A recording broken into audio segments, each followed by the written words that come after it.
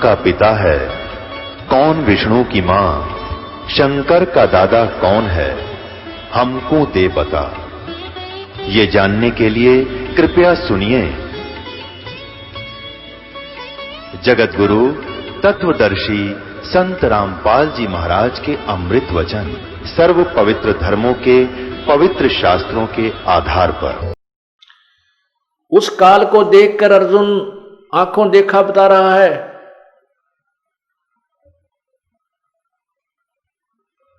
कि ये सभी सिद्ध देवता लोग, ये सभी सिद्ध और समुदाय, सिद्धों के टोल समुदाय यानी झुंड के झुंड, और ये महर्षियों के झुंड के झुंड आप में समा रहे हैं, आप सभी को खा रहे हो और वो आप ही की स्तुति कर रहे हैं। वेदों के बढ़िया स्तोत्र जो ये गायत्री मंत्र बोलनी है, भूर्भुवः स्वः तत्सवितुर् कहते ये तेरे गुणगान करें, ये ओम भूर्भुवः स्वः भी कर रहे, हरि भी इनको भी खा रहा है तो ये कहता मैं तो काल हूं भाई, सबको खाऊंगा। अब क्या बताते हैं और क्या बता रहे हैं देखिएगा। यही गीता जी के अध्याय नंबर 11 के अब 22वां श्लोक कर देखो। ये 11 अध्याय 11 और श्लोक ये 22 है, ये 22 है। अब ये तो आपने 21वां पढ़ा है कि वे ही देवताओं, ये 21वां पढ़ा आपने, वे ही देवताओं के समूह आप में प्रवेश करते हैं, कुछ भयभीत होकर काल से डर के हाथ जोड़े आपके नाम और गुणों का उच्चारण करते हैं, तथा महर्षि और सिद्धों के समुदाय कल्याण हो ऐसा कहकर उत्तम उत्तम स्तोत्रों की स्तुति करते हैं। और ये देखो जो 11 रुद्र और 12 आदित्य तथा 8 वसु, साध्यगण, विश्वदेव, अश्विनी कुमार तथा मरुदगण और पितरों के समुदाय तथा गंधर्व, यक्ष, राक्षस और सिद्धों के समुदाय हैं, वे सब ही विस्मित होकर आपको देखते हैं, भयभीत होकर आश्चर्यचकित देख रहे हैं। वे महाभाव, हे महाभाव, आपके बहुत मुख और नेत्र वाले, बहुत हाथ, जांग और पैरों वाले, उदरों वाले, बहुत सी दाढ़ों के कारण अत्यंत विकराल महान रूप को देखकर सब लोग व्याकुल हो रहे हैं तथा मैं भी व्याकुल हूं। अब अर्जुन जैसा योद्धा भी डर गया उस ऋषि बूंदी शकल को देख करके। अब देखिए 24वां श्लोक इसी का यहां, क्योंकि हे विष्णु, क्योंकि अर्जुन जो है इसको विष्णु कृष्ण मान रहा था। हे विष्णु, आकाश को स्पर्श करने वाला दीप्तिमान, आपके गुणों वर्णों से युक्त तथा फैलाए हुए मुख और प्रकाशमान विशाल नेत्रों से युक्त आपको देखकर भयभीत अंतःकरण वाला मैं डरा हुआ धीरज और शांति नहीं पाता हूं। होय अपनात्मा, ये काल है। श्री कृष्ण जी के अंदर प्रवेश करके ये काल बोल रहा था गीता जी को, ये ब्रह्म बोल रहा था, अक्षर पुरुष बोल रहा था। और इस काल को देखकर अर्जुन जैसा योद्धा भी कांप रहा है, सब सिद्ध पुरुष भी डरे हुए हैं, घबरा रहे हैं। तो वो काल उस परमात्मा के सामने हाथ जोड़कर खड़ा होता है, कबीर परमेश्वर के सामने।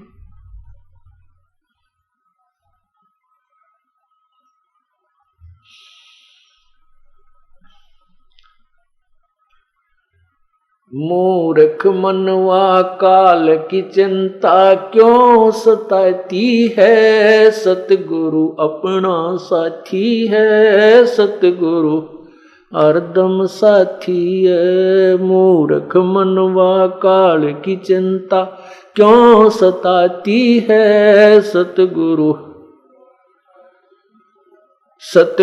हरदम साथी है। अब उस परमात्मा ने किस किस को जीवित किया, किन किन को जीवन दान दिया जिनका जीवन शेष नहीं था, और कितने उस मोरध्वज ताम्रध्वज जैसी लीलाएं भी प्रभु ने करके दिखाई। सम्मन के पुत्र सेव अर्थात शिव को जो सम्मन ने काट के अपने हाथों से और डाल दिया था, उस पूर्ण परमात्मा ने जीवित किया। ये तो पैरेलल उसके समानांतर लीला है जो श्री कृष्ण और विष्णु के, आप समझिए। उसके अतिरिक्त मुर्दों को जीवित किया परमात्मा ने, जो कब्रों में दबा दिए गए थे, जल प्रवाह कर दिए गए थे, जिनकी आयु शेष नहीं थी, उनको भी आयु बढ़ाई। रामानंद की आयु शेष नहीं थी, प्रभु ने अपनी कृपा से उसकी आयु बढ़ाई। मूर्ख मनवा काल की चिंता क्यों सताती है, सतगुरु अपना साथी है, सतगुरु हरदम साथी है। मूर्ख मनवा काल की चिंता क्यों सताती है, सतगुरु अपना साथी है, सतगुरु हरदम साथी है।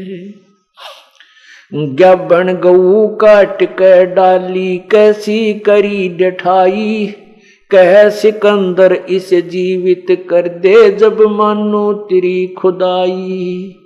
ज्ञाबन गऊ काट के डाली कैसी करी डठाई, कह सिकंदर इसे जीवित कर दे तब मानो तेरी खुदाई।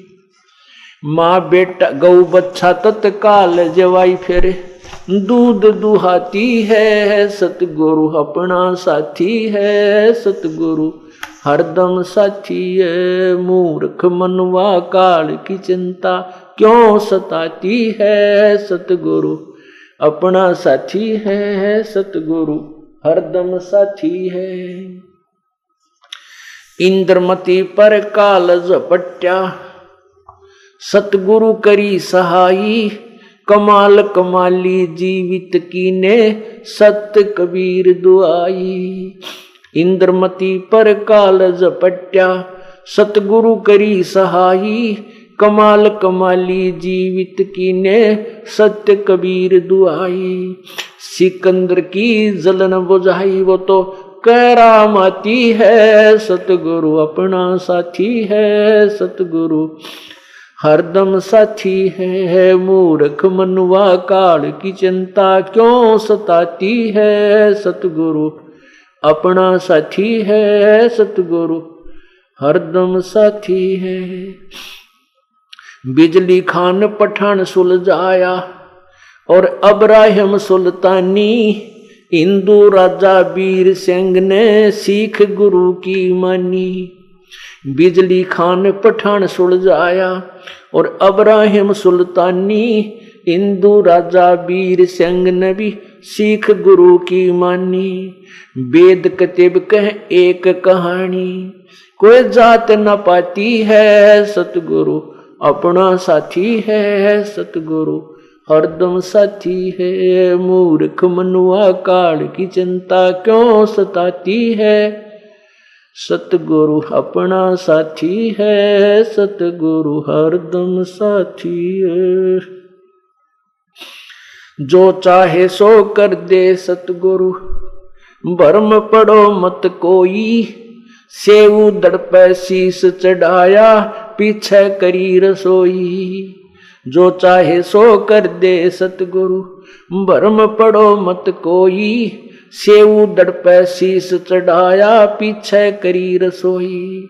माँ बेटे की 84 खोई, या कथा बताती है, सतगुरु अपना साथी है, सतगुरु हरदम साथी है। मूर्ख मनवा काल की चिंता क्यों सताती है, सतगुरु अपना साथी है, सतगुरु हरदम साथी है।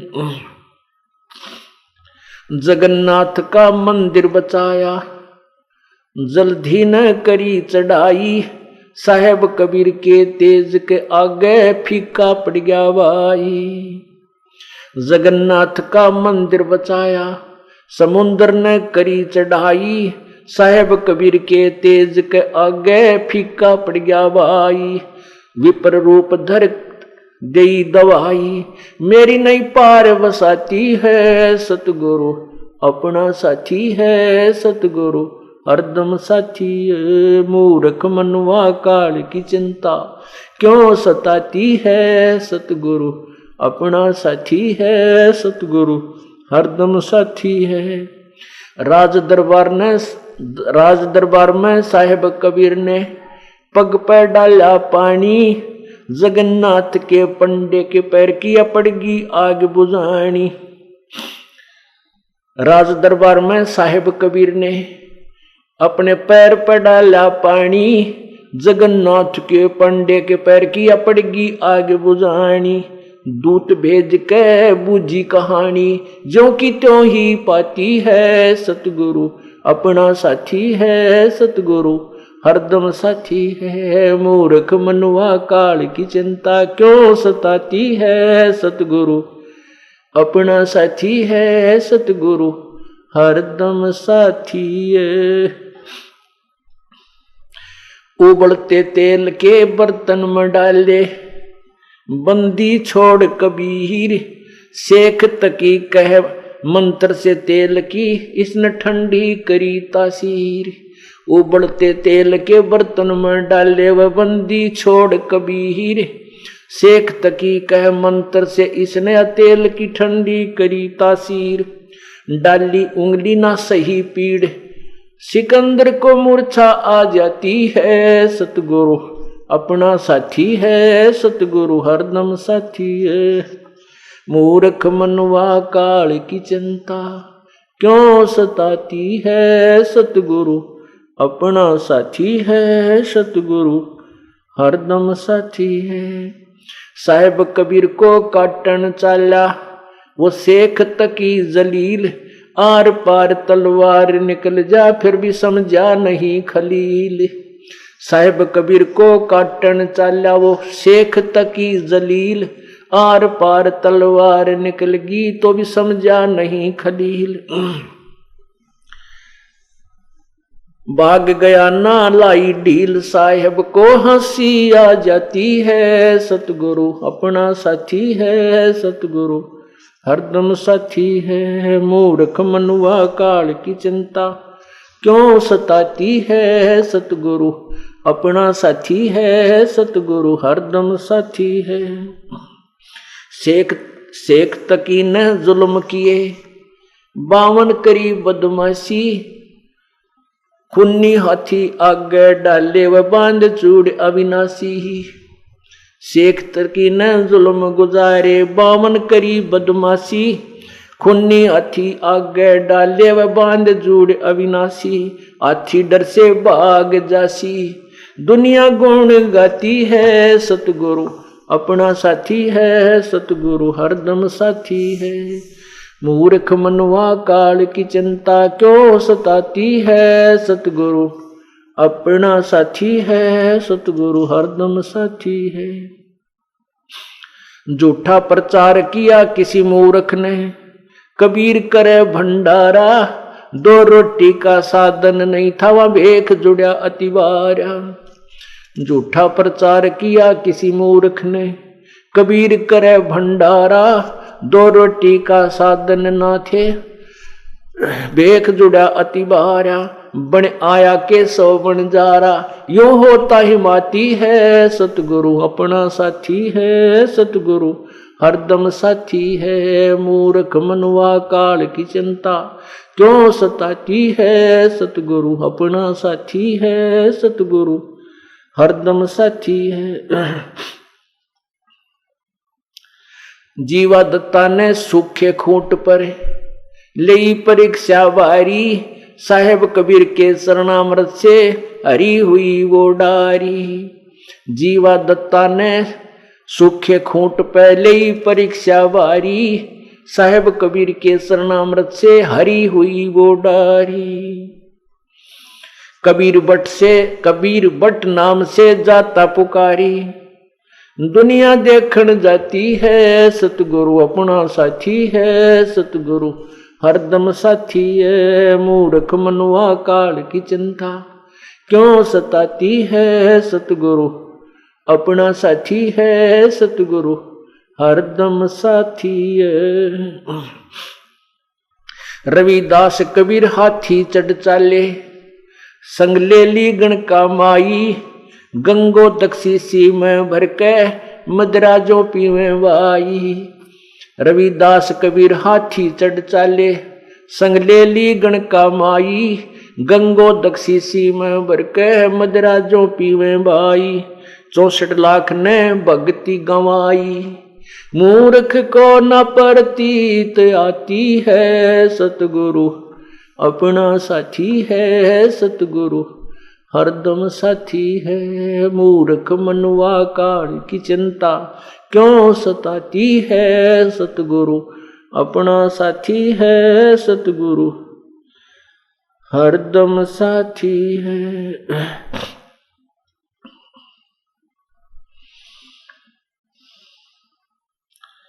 गुरु राम देवानंद जी ने दया करी, प्या राम नाम का प्याला, सतनाम का मंत्र दे के किया ज्ञान उजियाला। स्वामी राम देवानंद जी ने दया करी, प्या राम नाम का प्याला, सतनाम का मंत्र दे के किया ज्ञान उजियाला। चरना के मारे राम पाला, अब भक्ति मन बाती है, सतगुरु अपना साथी है, सतगुरु हरदम साथी है। मूर्ख मनुआ काल की चिंता क्यों सताती है, सतगुरु अपना साथी है, सतगुरु हरदम साथी है। सत साही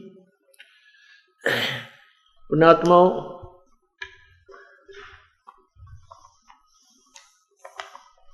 कहते हैं गुरु गुरु में भेद है, गुरु गुरु में भाव, और सोए गुरु बंदिए जो शब्द लखावे दाओ।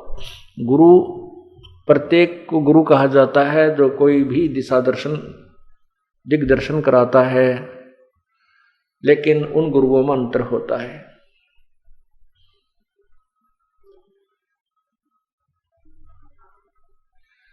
गुरु सोहे सत ज्ञान सुनावे, और ज्ञान कछुका और गुरु कोई काम न आवे। गुरु सोहे तत्व ज्ञान सुनावे, और गुरु कुछ काम न आवे। कि जिस प्रकार गुरु तो बहुत से होते हैं, उनको भी गुरु कहा जाता था,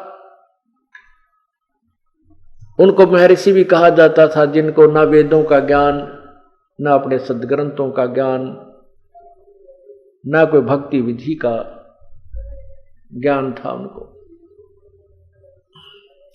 अभी आपने सुना, ज्ञापन गऊ काट कर डाली, कैसी क्रीड ठाई, और कह सिकंदर इसे जीवित कर दो, जब जान मानो तेरी खुदाई। परमात्मा कबीर परमेश्वर तत्व ज्ञान समझाया करते थे। हिंदू और मुसलमानों के उन नकली दर्शकों को गुरुओं को कहा करते थे कि तुम शास्त्र विधि को त्याग कर मनमानी पूजाएं समाज को दे रहे हो, जिस कारण से तुम समाज का अपकार कर रहे हो, उपकार नहीं कर रहे हो। इन बातों से वह क्षुब्ध होकर के और प्रभु के शत्रु बन गए कि ये हमारी इंसल्ट कर रहा है, हमारी बेइज्जती कर रहा है। इसी के परिणाम स्वरूप एक बार सिकंदर लोधी राजा, जो दिल्ली के बादशाह थे, भारतवर्ष के जो सम्राट थे, उसके अंतर्गत अन्य छोटे राजा लोग आया करते थे। तो काशी का नवाब वीर सिंह बघेल, वो काशी के नरेश थे, जो दिल्ली के बादशाह के अंतर्गत आते थे। उनके शासन के वो उनके जो है अंतर्गत थे, छोटे राजा थे। सिकंदर लोधी वहां चले गए थे। साथ में एक शेख तकी नाम का उनका धार्मिक गुरु था, जो कि भारतवर्ष के जितने भी मुसलमान भाई थे उन सब का वो मुखिया था, वो मुख्य पीर था, और वही राजा के साथ रहा करता था। राजा उसके संकेत से ही सर्व कार्य किया करता था, क्योंकि धार्मिक लोग होते थे सभी, और वो गुरुओं के ऊपर पूर्ण विश्वास करते थे, अंधविश्वास करते थे, और जो भी शेख तकी अपनी जनता को, अपने अनुयायियों को कह देता था वो फाइनल होती थी। राजा भी, इसलिए राजा भी विवश था उस पीर के को साथ रखकर उसकी हर आज्ञा का पालन करने में। परमात्मा कबीर जी के जो शत्रु हुए थे वो अज्ञानी गुरु, पीर, काजी, मुल्ला, उन्होंने सिकंदर लोधी के सामने उल्टी सुल्टी झूठी कथाएं सुनाकर परमात्मा कबीर जी की जो है शिकायत की, कंप्लेंट कर दी। क्या क्या बताया कि वो मुसलमान धर्म को गलत बताता है, हमारी कुरान को गलत बताता है, हमारे हजरत मोहम्मद को नबी नहीं मानता है, और वो अपने आप को खुदा कहता है, भगवान कहता है, हमारी बेइज्जती करता है, नाक में दम कर रखा है। वो बदमाश व्यक्ति है, पता नहीं क्या क्या झूठ बोल दी। अब सिकंदर लोधी भगवान से डरने वाला था, उसने सोचा भी ऐसी कोई बात चर्चा चली है, इनके काबू में नहीं आ रहा ना, तो ये गढ़ने दो। उसने देखो बुद्धिमान लोग होते हैं राजा, और भगवान से डरने वाले भी होते थे। उस सिकंदर लोधी ने विचार किया कि यदि ये छोटा मोटा व्यक्ति होता तो ये इतने जो पीर और काजी बने इसकी साथ वैसे सामत अड़ा देते, कोई न कोई बात अवश्य है। सिकंदर लोधी को भी थोड़ा डर है, भगवान से डरने वाला था। उसने सोचा कि पहले परीक्षा लेता हूं, यदि वह परीक्षा में सफल हो गया तो फिर मैं पाप का भागी नहीं बनूंगा। इस दृष्टिकोण से सिकंदर लोधी ने कहा कि जाओ उसको बुलाकर लाओ, पकड़ के लाओ। 10 सिपाही भेजे शेख तकी ने कि जाओ उस एक बालक, एक व्यक्ति को पकड़ने के लिए 10 सिपाही गए, और साथ में उनके माता पिता को भी पकड़ लाए। अब सिकंदर लोधी ने कहा कि तू अपने आप को अल्लाह कहता है, खुदा कहता है, अपने आप को नबी मानता है, अवतार मानता है, तो हमारे हजरत मोहम्मद नबी ने एक गाय को मारकर जीवित किया था। हजरत मोहम्मद जी ने एक गाय को शब्द यानी वचन से मारा था, और वचन से ही जीवित कर दिया था। इतनी उनमें शक्ति थी। गरीबदास साहिब जी ने लिखा है कि मारी गौ शब्द के तीरम, ऐसे होते मोहम्मद पीरम, और शब्द फेर जवाई, गोश्त नहीं खाया, हंसा राख्या गोश्त नहीं खाया भाई। ऐसे पीर मोहम्मद भाई कि तुम नकल तो करते हो हजरत मोहम्मद जी की। गरीबदास साहिब ने कबीर परमेश्वर की महिमा से परिचित होने के बाद बताया, उनके ज्ञान को सुनकर, कि मारी गौ शब्द के तीरम, सब वचन रूपी तीर से, वचन से गाय को मारा था हजरत मोहम्मद जी ने, और शब्द फेर जवाई, वह शब्द से जीवित की थी। और उस महापुरुष ने उसका मांस नहीं खाया, वो गाय को जीवित कर दिया था, उसका जीवन रक्षा की थी। और तुम गाय को मारते हो और खाते हो, उसको कलमा पढ़कर पवित्र मानकर मांस खाते हो, ये तुम्हारी अपनी दंत कथा है। तो इस दृष्टिकोण से सिकंदर लोधी ने कहा कि हमारे हजरत मोहम्मद नबी थे, उन्होंने गाय को जीवित कर दिया था मार के शब्द से, तो आप जीवित करके दिखाओ, तब मैं तेरी प्रभुता को मानूंगा। ज्ञापन को वो गाय जो थी गर्भवती थी, और 8वां 7वां महीना लगा हुआ था उसको, अभी ब्याने में थोड़ा सा समय था, वह गाय काट दी पेट के बल से, बीच में तलवार मार कर 4 टुकड़े हो गए माँ बेटे के, बच्चा था गर्भ में। तब परमात्मा ने कहा कि कबीर परमेश्वर ने कहा कि परमात्मा की पहचान करने के लिए केवल इतनी ही परीक्षा काफी नहीं है जो तुम सोच रहे हो कि गाय को जीवित कर देने मात्र से प्रभु मान लिया जाता है।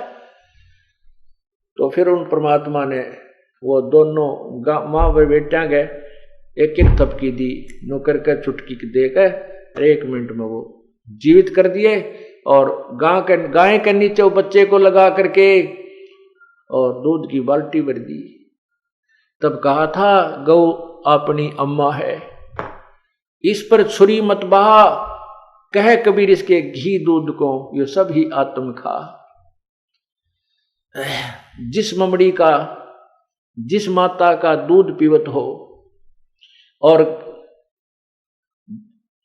मक्खन दूध मक्खन घृत बहु खाई और उसको फिर तुम कत्ल करते हो लेकर कर्द कसाई।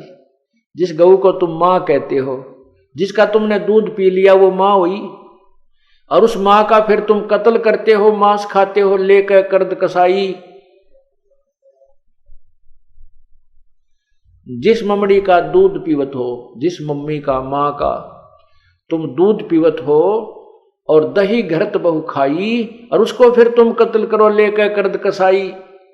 अब उस टाइम कौन बोला है? सबकी घिघी बंदरी, क्योंकि सामने गाय बच्चा जीवित करके मालिक ने दूध की बाल्टी ठोक रखी और सिकंदर लोधी भी कांपने लग गया। फिर परमात्मा खड़े हुए, हम ये अलखला हैं कुतुब गोस और पीर, गरीबदास खालिक दनी हमारा नाम कबीर।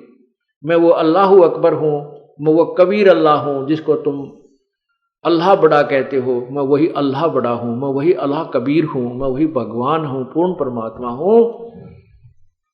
फिर उस समय तो सारे सिकंदर लोधी मान गया, चर्चा करण की और गोष्ठी, और उसमें ना नुकर करण का कोई समय नहीं था उसके पास। और परमात्मा इतना सुंदर तेजों में और लंबा शरीर आकाश से मिला हुआ दिखाई दिया। तब सिकंदर लोधी ने चरणों में प्रणाम किया और परमात्मा को पालकी में बैठाकर, साथ में उनके माता पिता को अलग अलग पालकियों में बैठा करके और उनके आदर सत्कार के साथ बैंड बाजे बजा के उनकी झोपड़ी तक छोड़ कर आए। बोलो सतगुरुदेव की जय। अब उसके पश्चात क्या होता है? अब कहते हैं ना, पावेगा अपना किया रे, भोगेगा अपना किया रे। जैसे कर्म करेगा वो फल तो तुझे मिलेगा ही मिलेगा। कब तक मिलेगा? जब तक आप पूर्ण परमात्मा कबीर परमेश्वर की शरण में नहीं आते। जैसा भी आपने सुना था कि मासा घटे ना तिल बधे, विद ना लिखे जो लेख, और सच्चा सतगुर मेट कर ऊपर मारा मेख।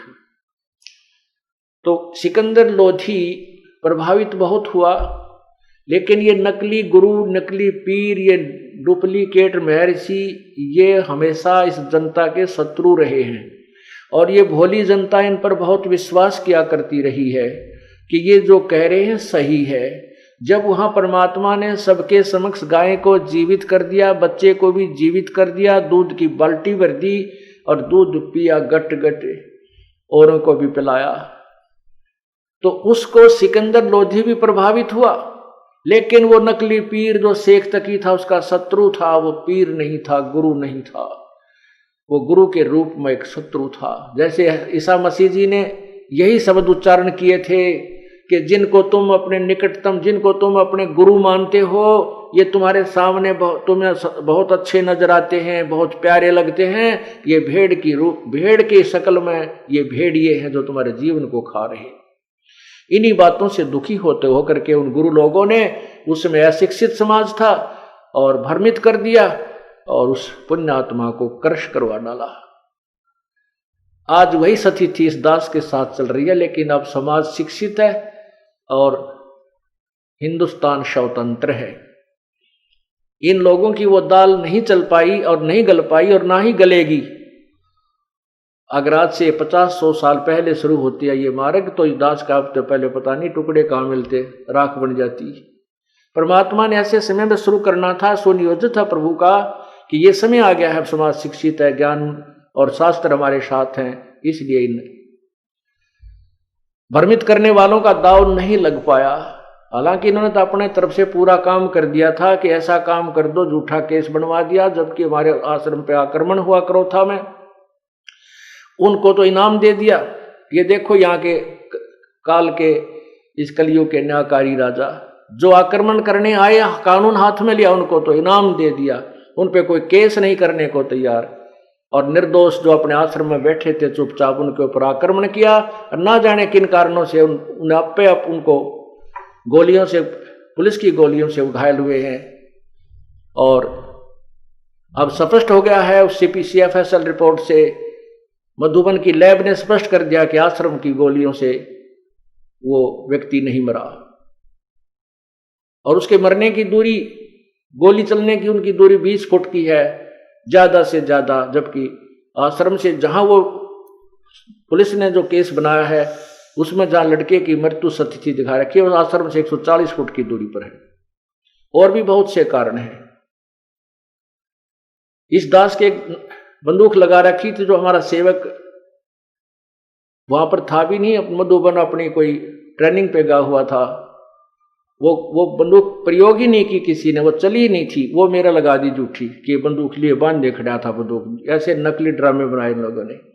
रिपोर्ट में आया कि वो बंदूक से गोली कभी चली नहीं। हम टेक्निकल रूप से बता नहीं सकते कब चली, अर्थात इस कांड के दौरान यह बंदूक चली ही नहीं है। परमात्मा ने चारों तरफ से उनको फिट्टे मुंह कर दिया। कहते सांच को आंच नहीं होती। तो उस समय उन गुरुओं की बहुत चला करती थी, भोली भाली जनता थी। उन पाप आत्माओं को ये अच्छे मनुष्य, अच्छे व्यक्ति मानते थे। राजा लोग भी उनको अच्छे मानते थे। अब हमारे ऊपर झूठा केस बनाकर इन्होंने जेल में भी डाल दिया, सारे काम कर दिए। लेकिन अब हमारा ज्यों का तो वो जितने भी बच्चे थे वो ऐसे तोते की तरह पढ़ा रखे थे, तत्व ज्ञान से परिचित थे। आज और बढ़कर आ रहे हैं, हजारों की संख्या में और नाम ले लिया और ज्यादा जुड़ गए। इसलिए अब ये मार खाने वाला समय नहीं है, पहले ऐसा हुआ करता था, हो जाता था। अब उन लोगों ने क्या कहा, उस शेख तकी ने सिकंदर लोधी से कहा कि ये जादूगर है, जादूगर, इसने ये जंतर मंतर जानता है और गाय को जीवित कर दिया। ये कोई अल्लाह, ये कोई नबी नहीं माना जा सकता। और देखो अब राजा भी भोले बाड़े होया करते, मान गए भाई ठीक है, 20-30 और गवाह बना लिए उसने। अगियोता जी ऐसे जंतर मंतर ऐसे होते रहते हैं, ये तो ऐसा था वैसे कर दिया, ये कुछ नहीं है, पाखंडी है, डोंगी है, ये तो जादूगर भी दिखा देते हैं, ऐसे अपना शरीर को काट कर भिन्न भिन्न करके फिर जोड़ देते हैं। अब राजा ने सोचा भाई ऐसा भी होगा, चलो ठीक है जो भी है। कुछ दिनों के बाद, कुछ वर्षों के उपरांत सिकंदर लोधी के किए हुए कर्म, प्रारब्ध का जो कर्म था, जो पाप कर्म था, उदय हो गया। उस पाप कर्म के उदय होने से सिकंदर लोधी को एक जलन का रोग हो गया। वो जलन का रोग कैसा होता है कि जैसे किसी का अग्नि पर हाथ पैर रखा जाए और उसमें जितनी भयंकर पीड़ा होती है, ऐसा पूरे शरीर में दर्द पीड़ा होती है, लेकिन कहीं से जला हुआ नजर नहीं आता, पीड़ा उतनी ही होती रहती है। सिकंदर लोधी को बहुत भयंकर पीड़ा होने लगी, जलन का रोग कहा गया। अब उसके ट्रीटमेंट के लिए वैद्य बुलाए, एक से एक उत्तम वैद्य, जहां भी राजा को किसी ने बताया उसी को बुलाया, मुंह मांगा इनाम दिया, साथ में पैसे भी उसको जो मांगता था वो दिए, लेकिन सभी असफल रहे। फिर आध्यात्मिक तरीका अपनाया, अपने पीर शेख तकी से भी जंतर मंतर करवाए, और भी किसी ने कहीं कोई सिद्ध, कोई ताबीज बांधने वाला, कोई ये तांत्रिक विद्या जानने वाला, सभी बुला डाले, सबसे अपना आध्यात्मिक उपचार भी करवाया, लेकिन सभी व्यर्थ रहे।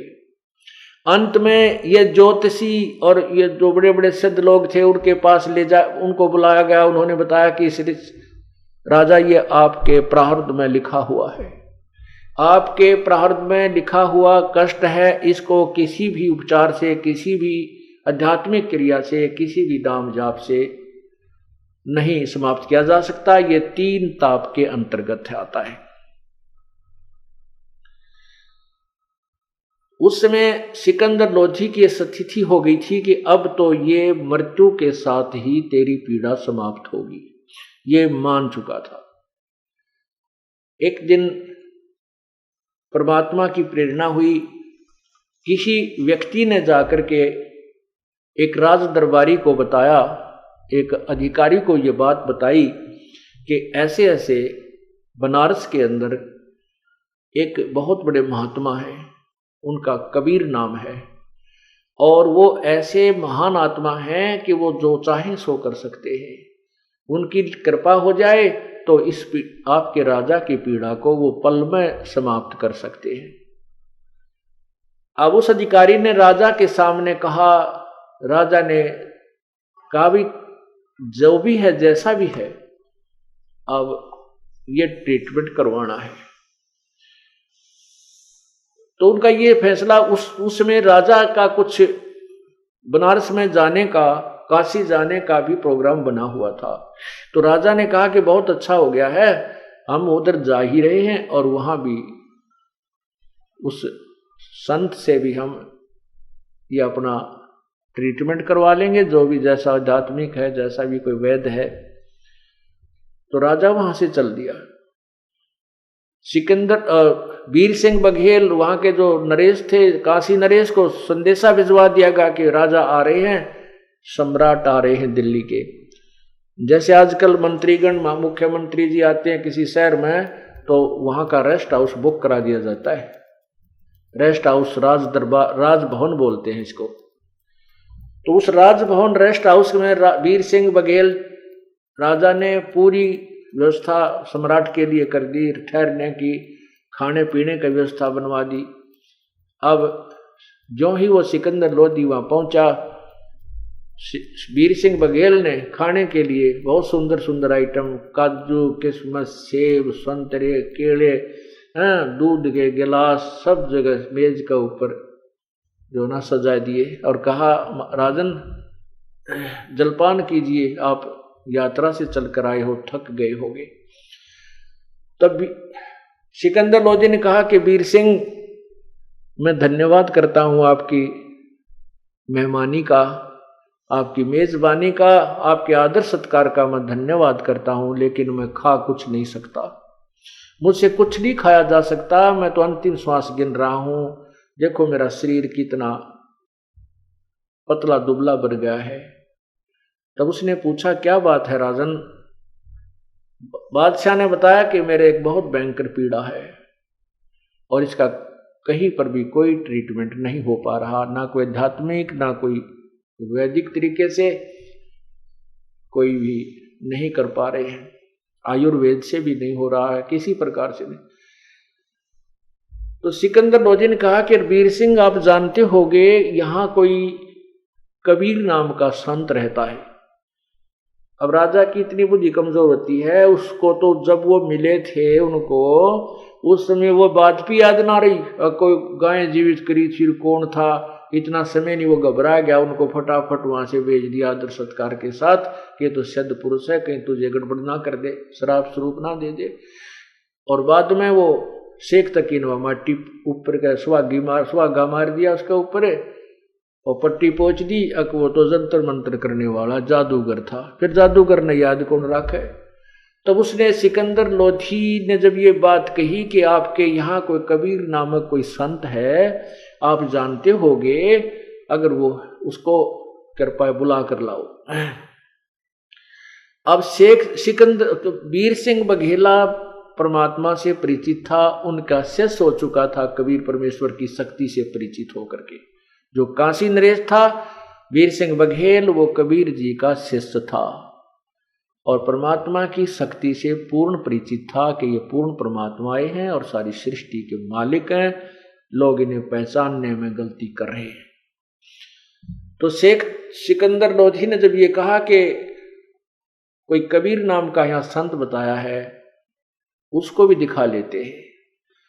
वीर सिंह की आंखों में पानी भराया और कहा कि राजन, अब आप ठीक ठिकाने आ गए हो, अब आपका रोग नहीं रहेगा। इस बात को सुनकर सिकंदर ने कहा कि आप शीघ्र बुलाओ उसको। तब वीर सिंह जी ने कहा कि हे राजन, जो आज्ञा आपकी वही होगा। एक अर्ज है दास की कि कहते हैं संत को बाई ऑर्डर नहीं बुलाना चाहिए, सब इच्छा से वो आ जाए वो दूसरी बात है। ऐसे परम संत से जिससे हमने वो उम्मीद है कि जो कहीं पर भी कोई उसका उपचार नहीं है, कोई भी उसका समाधान नहीं है, जिससे हम ये इलाज करवाने की चेष्टा कर रहे हैं, और उसको हम बाई ऑर्डर नहीं बुलाना चाहिए, ऐसा लिखा है सदग्रंथों में। और संत के पास स्वयं जा करके विनम्र भाव से प्रार्थना करनी चाहिए, तब वो प्रसन्न होकर के अपनी कृपा बख्शेंगे तो राहत मिलेगी। यदि हम उनको बाई ऑर्डर बुला भी लेंगे और उन्होंने आकर के हमारे ऊपर रजा नहीं बख्शी, वो महसूस कर लेंगे कि इन्होंने मुझे जानबूझ के बुलाया, तंग करने के लिए बुलाया, अपनी शक्ति के द्वारा मुझे बुलाया है। और यदि उन्होंने रजा नहीं की, उन्होंने मेहर नहीं की, उनके आने से कोई लाभ नहीं होगा। अब सिकंदर लोधी कहते मरता क्या नहीं करता, अब वो भी समझ गया, धार्मिक व्यक्ति था, कहने लगा भाई कोई बात नहीं, इतनी दूर आगे 800 किलोमीटर दिल्ली तय और 2 किलोमीटर और चलेंगे, और मत बुलाना, मैं खुद और पैदल चलूंगा। अब वीर सिंह जी को कबीर परमेश्वर जी की दिनचर्या का खूब ज्ञान था। उनको पता था कि ये शाम का समय है, इस समय कबीर परमेश्वर अपनी झोंपड़ी पर ना मिलके स्वामी रामानंद जी के आश्रम में जाते हैं, वहां संध्या आरती करते हैं, संध्या आरती के उपरांत वो वापस आते हैं। तो वीर सिंह बघेल जो है राजा सिकंदर लोधी को साथ लेकर सैकड़ों सैनिक, साथ बॉडीगार्ड, और रामानंद जी के आश्रम के सामने पहुंच गए। वहां द्वारपाल जैसे गेट कीपर गेट पर खड़ा था, द्वार पर एक सेवक खड़ा था। उस सेवक से वीर सिंह बघेल ने कहा, क्योंकि वीर सिंह बघेल रामानंद जी के नखरों से परिचित था, वो नखरे करता था कि मुसलमानों के विषय में ऊट पटांग बातें भी करता था, और मुसलमानों को एक हेय जानता था स्वामी रामानंद जी। और वो कबीर परमेश्वर जी के वैसे तो शिष्य हो चुके थे, लेकिन परमात्मा की आज्ञा से उनको कहा गया था कि आप मेरे गुरु बने रहना संसारिक दृष्टि में, नहीं तो आने वाले समय में ये नकली लोग जो हैं संत ये कहा करेंगे कबीर जी ने कौन सा गुरु बनाया था, और काल का दाव लग जाएगा। इस दृष्टिकोण से रामानंद जी वैसे सामाजिक तौर पर ते गुरु थे, और आंतरिक मामले में वह शिष्य थे कबीर परमात्मा के। फिर भी हम यहाँ सांसारिक जो व्यवस्था है उसको लेकर चलेंगे। तो वीर सिंह बघेल भी वहां जाते थे। वीर सिंह बघेल को पहरेदार यानी परमात्मा और रामानंद जी के जो ऋषि शिष्य थे वो जानते थे, पहचानते थे। और वीर सिंह भी ये जानता था कि सिकंदर लोधी मुसलमान है, जब मैं इसको सीधा भीतर ले गया तो रामानंद जी मेरे से नाराज हो जाएंगे और मुझे कोई शराप ना दे दे, को वचन ना कह दें। इस दृष्टिकोण से अपना पीछा छुटवाने के लिए उसने पहले ही आज्ञा मांग ली कि स्वामी रामानंद जी से हमारी प्रार्थना करना। वीर सिंह ने उस गेट पर खड़े सेवक से कहा कि स्वामी रामानंद जी से प्रार्थना करना कि सिकंदर लोधी दिल्ली के बादशाह आपका दर्शन करना चाहते हैं और कबीर जी से मिलना चाहते हैं। जब तक वो उस पहरेदार से ये पूछा था सेवक से कि कबीर जी हैं क्या उपस्थित आश्रम में, तो सेवक ने कहा था कि कबीर जी अभी आए नहीं हैं। कितनी देर में आएंगे, वीर सिंह ने पूछा। सेवक ने कहा कि उनकी मौज है, समय तो हो गया आने का, आए तो अब 10 मिनट में आ जाए, नहीं तो घंटा आध घंटे में तो आएंगे ही आएंगे, अवश्य आते हैं। तब वीर सिंह ने कहा था कि आप रामानंद जी से एक आज्ञा लेना कि दिल्ली के बादशाह सिकंदर लोधी, ये मुसलमान सम्राट हैं, ये आए हुए हैं और इस कबीर जी से मिलना चाहते हैं, तब तक आपके आश्रम में आपके दर्शन और यहाँ विश्राम करना चाहते हैं। अब सेवक अंदर गया। सेवक ने जाकर स्वामी जी से कहा कि ऐसे ऐसे वीर सिंह बघेल के साथ दिल्ली के बादशाह मुसलमान सम्राट सिकंदर लोधी आए हैं, वो कबीर जी से मिलना चाहते हैं और तब तक आपके यहाँ आश्रम में अंदर आना चाहते हैं, आपके दर्शन करना चाहते हैं। अब रामानंद जी मुसलमानों से बहुत चिढ़ते थे। वैसे तो वो पहले जाति पाति में भी बहुत ज्यादा विश्वास रखते थे, लेकिन परमात्मा ने एक ऐसी लीला की थी उनके साथ, वो जाति पाति यानी हिंदू धर्म में जो भी जाति पाति थी उसको नहीं मानते थे, लेकिन मुसलमानों को फिर भी वो हे समझते थे। अब एक परमात्मा, पूर्ण परमात्मा कबीर जी ने एक तीर में कई शिकार करने थे। रामानंद जी का भी भ्रम तोड़ना था और सिकंदर लोधी का भी वह आकड़ काटनी थी। अब सिकंदर लोधी के विषय में रामानंद जी ने सुना। रामानंद जी कोपित होकर, क्रोधित होकर बोले कि उस कह दिए मुसलमान के लिए इस आश्रम में स्थान नहीं है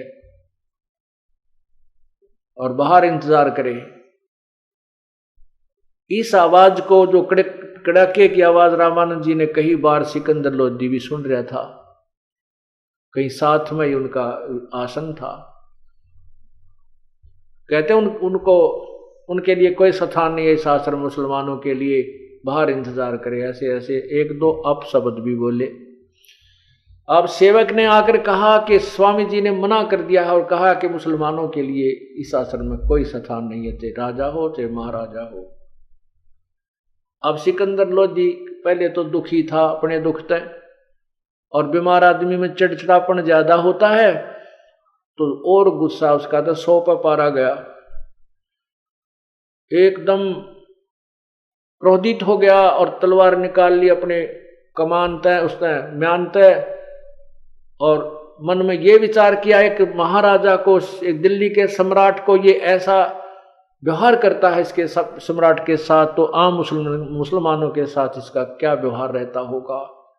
ऐसे पाप आत्मा को खत्म कर देना चाहिए। राजा ने कौन कलम पकड़ा, उसकी कौन हाथ पकड़े, निकाल कर तलवार चल पड़े आगे। वो तो मर्यादा थी, शेष ने हाथ जोड़े, वही नहीं जाना है, और उसको ऐसे फेंक दिया। शेष एक तरफ पड़ गया जाके। अब वहां कौन से 2 वाले खड़े थे, राजा का मुकाबला कर ले। राजा पहुंच गया और वो रामानंद जी अपने आसन पर बैठे थे। ऐसे जाते ही उन्होंने गर्दन काट दी तलवार से स्वामी रामानंद जी की। धड़ कहीं गिरा और शीश कहीं पड़ा और रक्त बहकर चल पड़ा। उसके ऊपर कपड़ा डाल दिया गया, शव पर अलग और गर्दन पर अलग, और सभी के सभी सेवक थे वो बेचारे तितर बितर हो गए, छुप गए, डर गए, इधर उधर कांप रहे हैं, कहीं हमारा भी नंबर ना आ जाए। अब सिकंदर लोधी ने जब ये पाप कर लिया, फिर आंख खुल गई। अब वो धार्मिकता जो उसके अंदर थी वह बाहर उभरी और मन में विचार उठने लगे कि संत के मारने का बहुत पाप होता है। आया था पाप नष्ट करवाने के लिए, पाप और भयंकर कमाल करा जो ना इकट्ठा कर लिया। अब अपने आप बड़बड़ाता हुआ कहने लगा, चल वीर सिंह, मैं बहुत दुर्भागी प्राणी हूं, आया था आशीर्वाद लेने के लिए, कष्ट निवारण करवाने के लिए। अब मैंने कबीर जी के गुरुजी का मर्डर कर दिया, अब वो मुझे साप देगा, आशीर्वाद नहीं देगा। भाई निकल चल यहां से, मेरे भाग्य में नहीं है यहाँ कोई सुख प्राप्त करना, मुझे तो ऐसे भुगत कर ही मरना होगा। देख वीर सिंह, मैं चाहता हूं पुण्य करने, मेरे से होते हैं पाप, ऐसे ऐसे दुर्भाग्य है मुझ पापी का। अब विचार तो अच्छे आने लगे, लेकिन वो काम तो बिगाड़ लिया उसने। अब क्या होता, जो ही वो आश्रम से बाहर निकले, वो परम पिता परमात्मा, वो जुलाहा दिन में अपना काम कर, शाम ने फिर आरती में हाजिरी लगाने जाता था अपने गुरुदेव की, वो आ रहे हैं। अब वीर सिंह जी ने दूर से ही देखते ही कि वो आ गए हैं गुरुदेव। अब राजा की पोशाक में था, सिर पे मुकुट था और जूते उतार रखे थे क्योंकि आश्रम में प्रवेश किया था। उस मुकुट समेत आओ देखा ना ताव देखा, जमीन के ऊपर लेट कर वीरदेव सिंह बघेल ने प्रणाम किया, दंडवत प्रणाम किया कबीर परमेश्वर को। अब उधर से राजा भी बहुत डरा हुआ था, बहुत घबराया हुआ था कि मैंने ऐसा पाप कर दिया और ये बड़े सिद्ध पुरुष बताए जाते हैं कबीर जी, और यदि मैं प्रणाम नहीं करूंगा तो मैं और पहले अपराध कर बैठा हूं, प्रणाम करने से ही ये तेरे पे रहम करेंगे। तो दंडवत प्रणाम सास उस सम्राट ने भी किया। अब पुण्यात्माओं, यही वो कहानी है परमात्मा कैसे खेल खेलते हैं। पुण्यात्मा कहते हैं आदिनी के पास है वो पूर्ण ब्रह्म दयाले, मान बढ़ाई मारियो हो बेअदबी सिर काल। यदि ये सारी लीला ना होती, अगर यदि सिकंदर लोधी ने रामानंद जी की हत्या ना की होती तो वो प्रणाम नहीं करता, दंडवत प्रणाम नहीं करता परमात्मा को, क्योंकि वो राजा था, ना उसने उपदेश ले रखा था। और फिर मुसलमान और हिंदू को हम बहुत ही अंतर मानते थे। ये भी था कि मुसलमान हिंदू पीर के सामने प्रणाम कर, इस तरह की कई अड़चने हो जाती, और वो होती तो परमात्मा उनको शुभ आशीर्वाद नहीं देते। सिकंदर लोधी सिकंदर लोधी का वो 3 ताप नष्ट नहीं होता। एक तीर से कै शिकार किए परमात्मा ने, कितने शिकार किए। अब सिकंदर लोधी घबरा गया, डर गया, उसने दंडवत प्रणाम किया। अब दंडवत प्रणाम करने से परमात्मा ने जो रजा बख्शनी थी वो नियम पूरे हो गए सारे, और आशीर्वाद दिया, दोनों के सिर पे हाथ रखा, कहा उठो। ये 2 नरेश इस कैसे आज दास के पास आना हुआ, 2 नरेश राजाओं का। अब जो ही परमात्मा कबीर जी ने सिकंदर लोधी के सिर पर हाथ रखा, उठाया भी नहीं था, इतने में वो पूर्ण रूप से स्वस्थ हो गया। जो उसको भयंकर पीड़ा थी वो नहीं रही। बोलो सतगुरुदेव की। बंदी छोड़ कबीर परमेश्वर जी की जय। अब शेख तक सिकंदर लोधी वही घुटनों के बल बैठकर ऐसे करबद्ध होकर कहने लगा, है परमात्मा। परमेश्वर ने कहा कि कैसे आना हुआ, कि जिस कार्य के लिए हम आए थे वो तो आपने सिद्ध कर दिया प्रभु।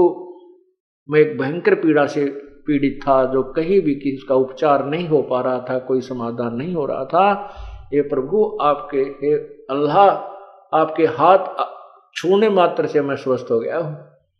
आंखों में आंसू ऐसे बहने लगे जो खुशी में बहा करते, और फिर चरण पकड़ लिए, छोड़े नहीं, चरणों में शीश रखकर रोने लगा बुरी तरह फूट फूट कर। तब कबीर जी ने, परमेश्वर ने कहा, क्या बात है बादशाह, बात बताओ। सिकंदर लोधी ने कहा कि मैं पापी आत्मा हूं, मुझे क्षमा कर दो प्रभु, मुझे क्षमा कर दो प्रभु, मुझे क्षमा कर दो। अल्लाह, अल्लाह की जात है तू, मुझे माफ कर दो। परमात्मा ने कहा, मैंने माफ कर दिया, बात बता। हक नहीं, मैंने ऐसा अपराध कर दिया, मुझे माफ नहीं कर सकते। प्रभु ने कहा, हमने जो कह दिया सो कह दिया, आप बात बताओ क्या है। तब उन्होंने सारी कहानी बताई। सिकंदर लोधी ने वही चरण पकड़े पकड़े, कहा, प्रभु मैं एक बहुत पीड़ा से पीड़ित था, भयंकर रोग था, मुझे सब जगह ट्रीटमेंट करा लिया, मुल्लाओं से, काजियों से, हिंदू पीरों से, हिंदू गुरुओं से, हिंदू ऋषि महर्षियों से, तांत्रिकों से, फिर वैद्यों से, मुझे कोई राहत नहीं मिली। सबने कहा था कि तेरे प्रारब्ध का रोग है, ये तेरे 3 ताप के अंतर्गत तुझे पीड़ा है, आजीवन ये कष्ट बना रहेगा। हे प्रभु आपकी कृपा से वो नहीं रहा मेरा। अब मैंने एक और जुल्म कर दिया, मैं अब इस रोग से पीड़ित था, मेरा चिड़चिड़ा स्वभाव हो गया था, और ऐसे ऐसे हमने स्वामी रामानंद जी से आश्रम में प्रवेश करने की आज्ञा मांगी थी। उन्होंने मुझे अपशब्द कह दिए कि मैं मुसलमानों को देख कर दर्शन भी नहीं करना चाहता, ये मलेच्छ होते हैं, इनको आश्रम आने की अनुमति नहीं दी जा सकती, ये नहीं आएंगे। तो मुझे गुस्सा आ गया, और उस क्रोधवश मैंने आपके पूज्य गुरुदेव की हत्या कर दी। हे प्रभु मैं इतना पापी हूं, पुण्य की तरफ चलता हूं तो मुझे पाप ही मिलते हैं। अब जैसे आप उचित समझो, चाहे इस दास को श्राप दो और चाहे बख्श दो। सब परमात्मा ने कहा, भाई हम तो आम के पेड़ हैं, आम के पेड़ का कांटे नहीं होते, आम मिलेंगे क्या छाया मिलेगी, और फिर सूखे पास लकड़ी मिलेगी, हम बबूल नहीं है, हम वो सिद्ध पुरुष नहीं है जो छोटी सी बात पर के शराप दे देते थे तेरा नाश होगा। जैसे 72 सोन 100 करी चुनकर शीसर एक दे धारे जोरा फिर ये सभी काल के भेख। चुनक ऋषि जी ने 72 सोनी सेना वानधाता चक्रवर्ती राजा की अपनी सिद्धि शक्ति से नष्ट कर दी, समाप्त कर दी थी। परमात्मा बोले वह कीकर के पेड़ थे, उन्होंने बबूल तैयार कर रखी थी और हम आम के पेड़ हैं। हमारे यहाँ श्राप नहीं है, केवल आशीर्वाद होता है। हाँ, जो जैसे जन्म करेगा उसको फल आप पे मिलेगा, हम नहीं देंगे। तो कहा कि कोई बात नहीं, कोई किसी को नहीं मारता, आप उसकी हत्या आप ही के द्वारा लिखी हुई थी, वो इसलिए रामानंद जी मारे गए हैं। उनकी आयु शेष नहीं थी, आपके द्वारा ही वो मारा जाना था, ऐसा प्रारब्ध था और आपका दोष नहीं है। ये कोई तेरा और उसका पिछला हिसाब किताब था। और कहा कोई बात नहीं, एक काम कर, आप ऐसे मत जाना, उनका अंतिम संस्कार करवा के जाना, नहीं तो दुनिया तुम्हें थूकेगी। तब सिकंदर लोधी खड़ा हुआ, कबीर जी आगे आगे चल पड़े, परमेश्वर दोनों नरेश पीछे पीछे चलते हैं। और सिकंदर लोधी वीर सिंह की तरफ देखकर कहता है, बोला कि वीर सिंह ये तो सचमुच अल्लाह है। देखो मैंने इनके गुरुदेव की हत्या कर दी, इनके मन में भी नो को नहीं मेरे प्रति जरा सा भी कोई कोप नहीं किया। ये तो सचमुच भाई महान संत हैं, परम शक्ति हैं। अब वीर सिंह कहता है, राजा ये तो एक ट्रेलर दिखाया आपको। कहने लगा मैं सुखी कर दिया। अरे मेरी इसी ऐसी भयंकर बीमारी थी, कहीं आराम नहीं हो रहा था, और इनकी कृपा से हाथ लाते मैं स्वस्थ हो गया भाई, गदगद हो गया। ओहो मैं तो बहुत दुखी था। तब वीर सिंह कहता ये तो ट्रेलर है अभी इस परमात्मा की शक्ति का, अभी फिल्म देखना आगे आगे चल क्या होती है। इस जोड़ इस माँ भगवान से आपको क्या क्या देखने और सुनने को मिलेगा। अब वीर सिंह और वो दोनों राजा ऐसे बोलते हुए जा रहे थे, और वहां से जब कबीर जी अंदर प्रवेश करते हैं रामानंद जी के आश्रम में, वहां के शिष्य भाग्य आए, कहने लगे कबीर जी सिकंदर लोधी ने अपने गुरु जी को मार दिया, मुसलमान ने मार दिया। अब परमात्मा को पता था ये आग लगाओगे, हिंदू और मुसलमान का भी एक और कुकर्म करवाओगे, लड़ाई करवाएंगे। तो परमात्मा ने कहा, अरे कौन किसने मारा भाई, अपने गुरुदेव का संस्कार ऐसा ही था, और ये तो इनके द्वारा ही मारा जाना था। और फिर कहने लगे, अरे भोले आदमियों तुम क्या ज्ञान सुनते हो, संत कभी मरता है क्या? ये शरीर तो माटी में मिल जाता है, संत थोड़ा ही मरता है। तो ऐसे ऐसे ज्ञान दे करके सभी मायूस बहुत गणे हो रहे थे। फिर क्या सब जब देखा परमात्मा ने, धड़ एक तरफ पड़ा है, शीश कहीं पड़ा है। जब जाकर के दंडवत प्रणाम किया कबीर परमेश्वर ने स्वामी रामानंद जी के चरणों की तरफ, और खड़ा होकर के हाथ लगाया, कहा गुरुदेव जागियो गुरुदेव, संध्या आरती का समय हो गया है। अब ऐसा ही कहा था, उसी समय वो शीश वहां से चला और रामानंद जी की धड़ के ऊपर लगा, और रामानंद जी जीवित हो गए, बैठ गए। बोलो सतगुरुदेव की जय। अब रामानंद जी ने सामने वही सिकंदर लोधी मुसलमान खड़ा दिखाई दिया, लाल आंख फेर कर ली, ऐसे ही गर्म फेर होता नजर आया। फिर देखा सामने के रक्त की और दूध की दो धाराएं उनके शरीर से निकल रही थी, एक लहू की और एक धारा दूध की चल रही थी, जहां उनका वो कत्ल हुआ था। तब सिकंदर लोधी से नजर हटा के कबीर जी के ऊपर दृष्टि रामानंद जी की गई। रामानंद जी को पता चल गया कि तेरा कत्ल कर दिया गया था और तू कबीर जी ने जीवित किया है। तब कबीर परमेश्वर से पूछा कि हे भगवान, एक कृपा करो मुझे बताने कि मेरे शरीर से दूध और आधे से खून क्यों निकला, ये रक्त क्यों निकला? सारा दूध ही होना चाहिए था या सारा खून ही होना चाहिए था? तब परमात्मा ने कहा, स्वामी जी आप जानी जान हो, अंतर्यामी हो, मुझसे क्या पूछ रहे हो, आप सब जानते हो। जैसे गुरुदेव के सामने हमने बोला जाता है, वचन करने होते हैं, इस दृष्टिकोण से प्रभु ने कहा।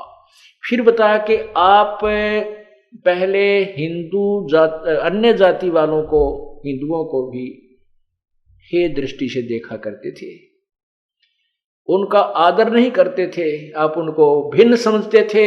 और आज आप अभी तक आप इतना तो हो गया कि आप हिंदुओं को तो एक मानने लगे, लेकिन मुसलमान को आप आज भी भिन्न समझते हो। प्रभु अभी आप मोक्ष के काबिल नहीं हुए थे, इसलिए आप में अभी मलिनता शेष है, इसलिए आपका पूर्ण रूप से खून दूध नहीं बना, आप पवित्र नहीं हुए। हिंदू और मुसलमान एक पिता की संतान हैं, भिन्न भिन्न नहीं है। रामानंद जी एकदम शर्मिंदा बहुत हुए, चरणों बहुत ही, और उस सिकंदर लोधी को खड़ा होकर के और सीने से लगा लिया, कहा बेटा मेरे से भूल होगी, मैं सचमुच मंदबुद्धि का व्यक्ति हूं, मैं अभी भी हिंदू और मुसलमान को दो मानता था। और उसी समय कबीर परमेश्वर के भी चरणों को छुआ। प्रभु ने कहा कि नहीं, आप मेरे गुरु हो, ऐसा ना करो। तब उसके बाद रामानंद जी ने कहा कि आज के बाद हिंदू और मुसलमान मेरे अपने ही बच्चे होंगे, मेरे अपने भाई बहन हैं, मैं कभी नफरत नहीं करूंगा। बोलो सतगुरुदेव की। इस प्रकार उस परम पिता ने एक ही तीर से कई शिकार किए।